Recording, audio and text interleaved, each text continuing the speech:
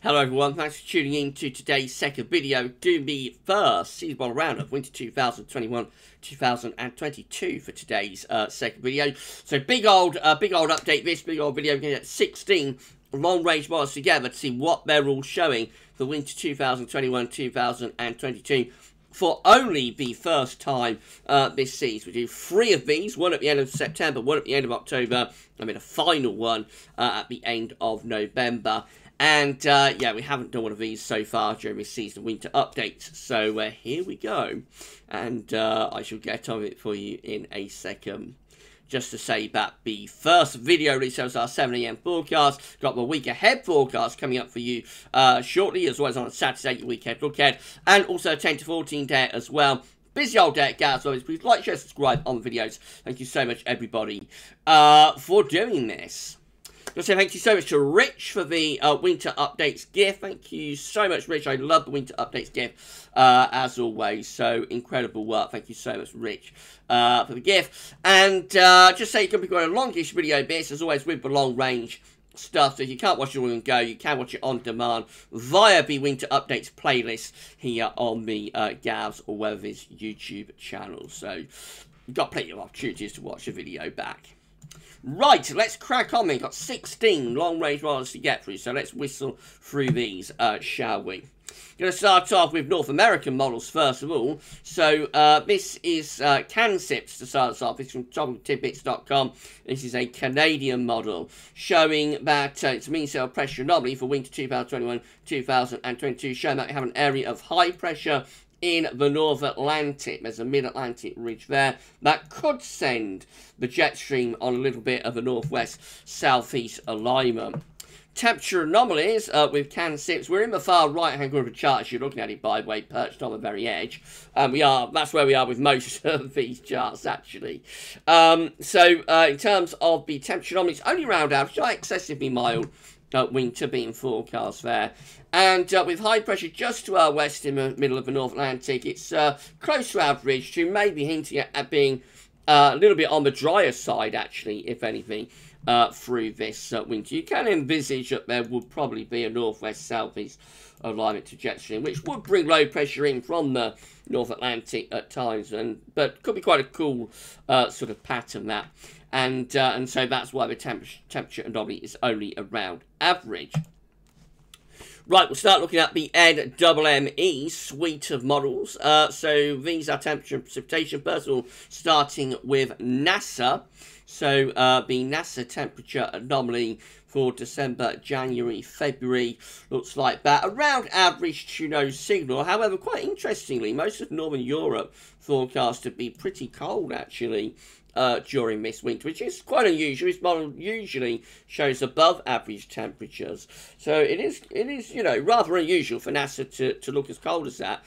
Does imply that NASA is predicting, or the NASA model anyway, is predicting quite a cold winter actually for much of Northern Europe. We sort of perch on the edges of Europe, of course, as always, so we're somewhere between the milder Atlantic and this cold stuff over the continent, and our temperature anomaly, you know, is very finely balanced between the two. But, you know, with Northern Europe looking pretty cold, even into the North Sea, as we see there, it is cold on average into the North Sea. Because of that, we would have an increased risk of a cold winter based on the NASA seasonal model.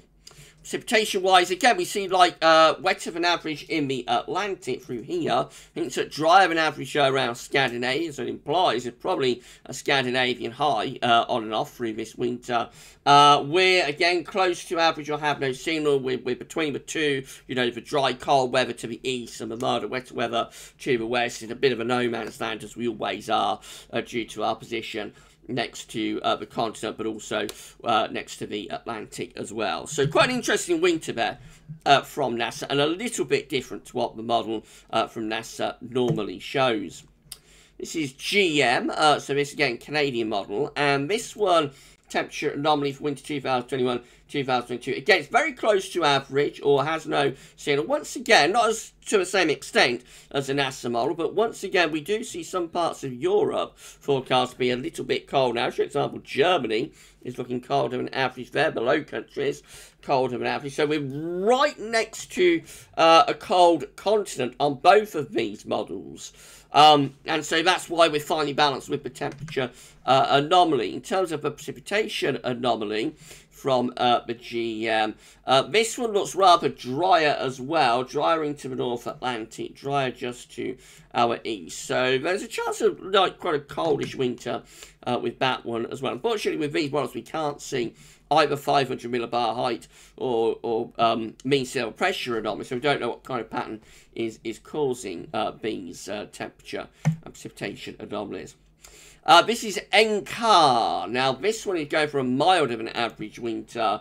Not excessively so, but it is a little bit milder than average over the UK. And very mild winter forecast for like Eastern Europe and Western parts of Russia. Quite a warm winter forecast there. Just to our north, it is very substantially cold and average around Greenland in the North Atlantic. But I think that's over the top, you know, from the model. And in terms of precipitation, this one looks a little bit wetter as well. With NCAR. So this is a little bit more Atlantic driven, I think, with lower pressure in off the Atlantic and in Scandinavia as well, more of a westerly, which explains the milder temperature anomaly. So that's a little bit different. But the other two within the NMME suite of models probably hinting at a relatively cool winter. This is the temperature probability forecast from IRI. Let's just see who they are. So this is Columbia Climate School, International Research Institute for Climate and Society. Wow. Right, so the probability is actually favouring a colder than average winter for Scotland. Normally, these temperature probability charts are very, you know, very in favour of the probabilities favouring a mild or warmer than average temperatures. So to see any blue anywhere on the map with these charts is quite unusual. We do see a little bit of blue there being forecast of Scotland, so probabilities actually favour quite weakly for 40 to 45%, but favouring you know, below average temperatures elsewhere. Most parts of Europe, including some parts of England, favouring probabilities favour a milder than average winter. And as far as precipitation goes, the probabilities favouring rather wet than average winter just to our west around Ireland, possibly into Wales and southwest England, and elsewhere probably no signal. This is the 200 millibar height anomaly from Patal Peng. So, of course, Patal Peng is looking at sea surface temperature anomalies in any given month, in this case, in the month of August, and then goes back to look at years that had similar sea surface temperature anomalies, and then creates an analogues-based forecast, you know, based on those sea surface temperature anomalies. This is 200 millibar height anomaly winter 2021-2022. Patal Peng is forecasting an anticyclonic winter with high pressure pretty much in over top of the UK and Ireland, lower pressure in the North Atlantic and up towards Greenland. Would leave us with quite a mild winter that winds in from west-southwest, but also a relatively dryish winter would be expected. The temperature anomaly with Patal Peng's analogue forecast is predicted to be warmer than average. Again, around half a degree to 1 degree, so not an exceptionally mild winter, but definitely above average. Much of northern Europe gets a warmer winter, though. Look at Scandinavia, back to western Russia in those deep red to you know, deep red colours. So there we sort of talk about 3-4 degrees above average, very warm northern European winter. And precipitation-wise, overall a little bit on the drier side, although we're not that far from wetter weather, just to our north-northwest, but generally with that high pressure centred over and just slightly to our south, we are on the drier side, particularly for more southern areas, so a mild and dry winter predicted there from Patal Peng's analogues. And then lastly, for the North American models, we've got CFS V2. So this is 700 millibar height only from CFS at the moment, going for below average heights, low pressure in the North Atlantic, above average heights just to our south. Not that dissimilar to Patal Peng's analogue, really, bringing in winds from like a west or southwesterly direction, so an Atlantic-driven winter would be expected. Temperature anomalies with CFS-V2 are milder than average as ever. Very often anyway, CFS is forecasting above average temperatures for the winter of 2021-2022, and also rather wetter winter as well. It is an Atlantic-driven, low-pressure dominated winter, so we come away mild and wet during winter 2021-2022. Right, that's the North American models done. Let's move over to Europe. This is the ECMWF mean sea level pressure anomaly for the coming winter for 2021-2022. You can see this is also looking quite Atlantic driven with low pressure in the North Atlantic around Greenland, Iceland. The resource high is pulled quite a long way away from us towards Bermuda, which tends to be more of a signal for colder weather actually. But as it is, I think this is Atlantic driven and relatively mild. With the Azores high sort of pulled away, you could probably expect some of these low pressures to dig southwards, southeastwards a little bit at times maybe. So there is a chance of cold snaps with that. But it's still Atlantic driven, so relatively mild winter is forecast. The temperature anomaly predicted to be around or a little bit above average, not excessively mild due to the Azores high being pulled away from us as opposed to ridging in, but nevertheless still above, a little bit above average, as it's an Atlantic driven westerly zonal sort of winter still. And the precipitation anomaly, not much of a signal, but I would have thought, you know, with that mean sea level pressure anomaly we could probably expect quite an unsettled winter, so above average rainfall would probably be expected, more than below average rainfall anyway. Let's have a look at the Copernicus suite. So this is mean sea level pressure anomalies from Meteo France. Again, this looks quite similar to the ECM, but it's stronger with the ridge from the Azores. So that's the Azores high just there, but it is sending the ridge right away into western Europe. Lots of low pressure up towards Greenland and Iceland just implies a flat westerly flow. So Meteo France is also looking mild westerly and zonal. Temperature anomaly is slightly above average. Again, not excessively warm winter predicted there. Precipitation anomalies, a little bit of a north-south split, a bit wetter than average to our north, a little bit drier than average to our south. That is a very westerly winter predicted. GWD, the German model, looks like this. Again, much of a muchness, really, but stronger with the Azores high, ridging it in from the Atlantic into Western Europe. Again, we've got all of this low pressure up to the north, no sign of northern blocking whatsoever here with DWD. Jet streams just to our north, so on the mild side of a jet, we are under an area of high pressure. So there could be frost and fall, but fundamentally it's a mild Atlantic-driven pattern. Temperature anomalies are slightly above average, with DWD and precipitation anomalies are drier due to the fact that the Azores high is ridging right in over top of the country. So rather dry and mild winter predicted there.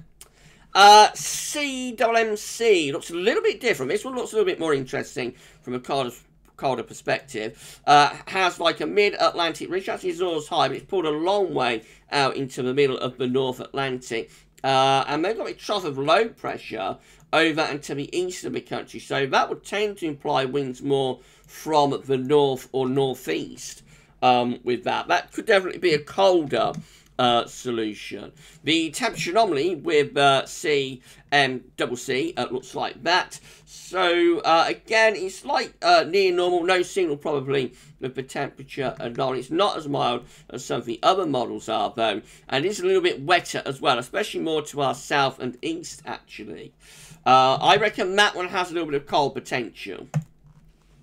Then we've got the ECCC, which looks like this.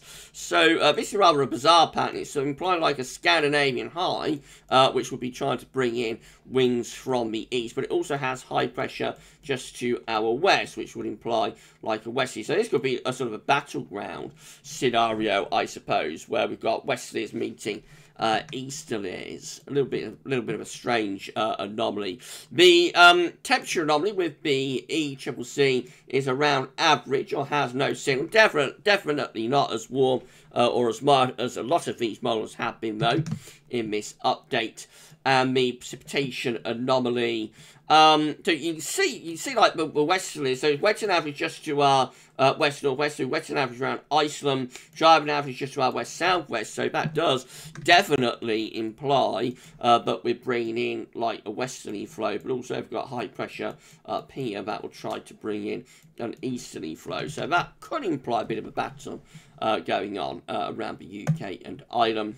And then lastly, although it's within Copernicus, which is like EU suite of models, we've got the JMA, which is Japanese Meteorological Agency model. This is the mean sail pressure anomaly from the JMA with above average heights in the middle of the North Atlantic and also a little bit towards Greenland as well. And otherwise, I'll just put in like a couple of question marks. The temperature anomaly with JMA is slightly above average. Average is slightly above, and the precipitation anomaly has no signal with the JMA for winter 2021-2022. So that was a little bit, you know, a little bit in between. It's in between. I don't think that's clear cut really what sort of pattern that's going for this winter at this moment. Hopefully it will firm up a little bit more on the pattern next month. That moves us quite nicely onto the Asian models. So this is a temperature anomaly predicted by JamsTech, going for a milder than average winter, with JamsTech above average temperatures are expected there.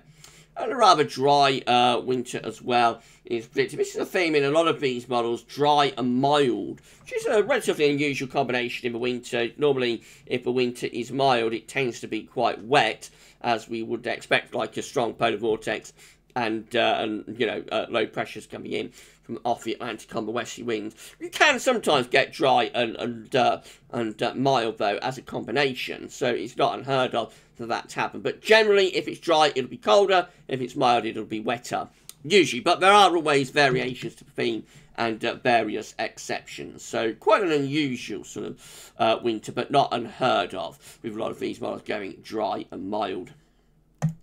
That moves on to the Beijing Climate Centre. This is the 500 millibar height anomaly from the Beijing Climate Centre for winter 2021-2022. This is definitely more interesting. If you want a colder winter, it has above average heights over, but also slightly to our north, which would imply that we bring in the risk, anyway, the threat of easterly winds. And that is actually the case, you know, increasingly as the winter goes on. So that area of above average heights, high pressure, tends to go further and further north as the winter progresses. I won't show you the full breakdown, but we did show it in a live stream last weekend, last Sunday's live stream, I think it was. So you can have a look at that, and you see how the progression takes that high pressure further and further north as the winter goes on. This is the 200 millibar height anomaly from a Beijing Climate Centre.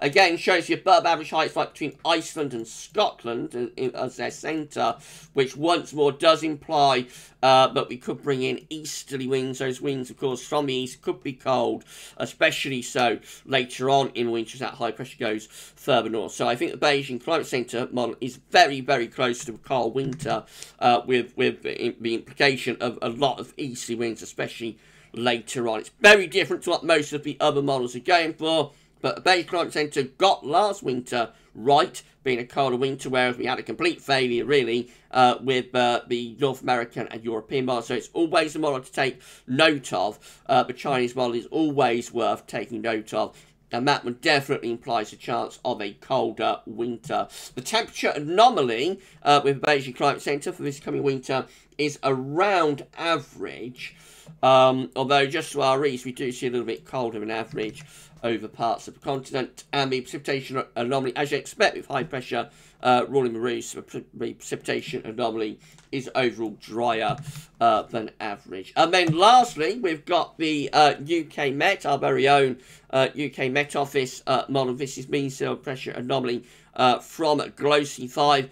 This one is back to westerlies, really, with the UK Met. High pressure in the North Atlantic, low pressure to our north, bringing winds from west. So it looks like a relatively mild, but also probably quite dryish signal for this winter.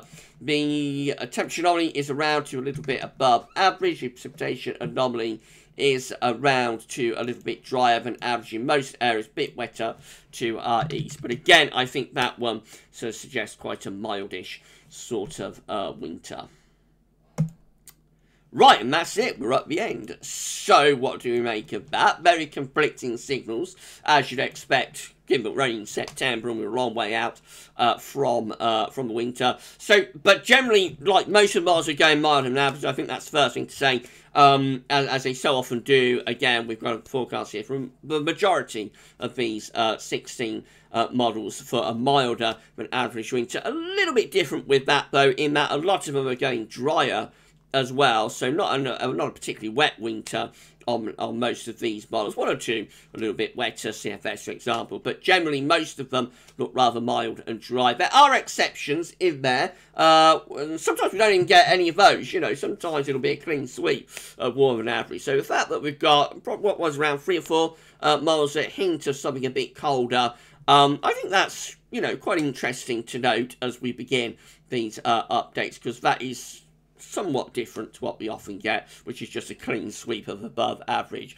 But yeah, given how far away we are from the winter, of course, you'd expect a lot of conflicting signals within these models, and that's what we're seeing with this update. So it'll be interesting to see where they go next month. Will they all go mild? Will some of them start to swing colder?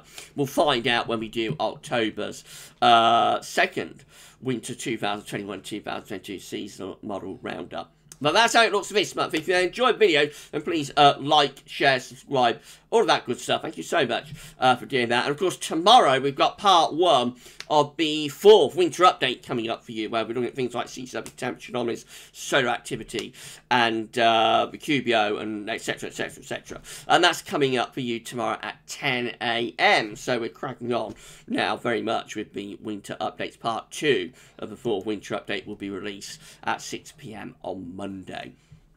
Right, so that's it then for the first Winter 2021-2022 season model roundup. We'll do it all over again at the end of October, but for this one, that's all for now, and thanks for watching.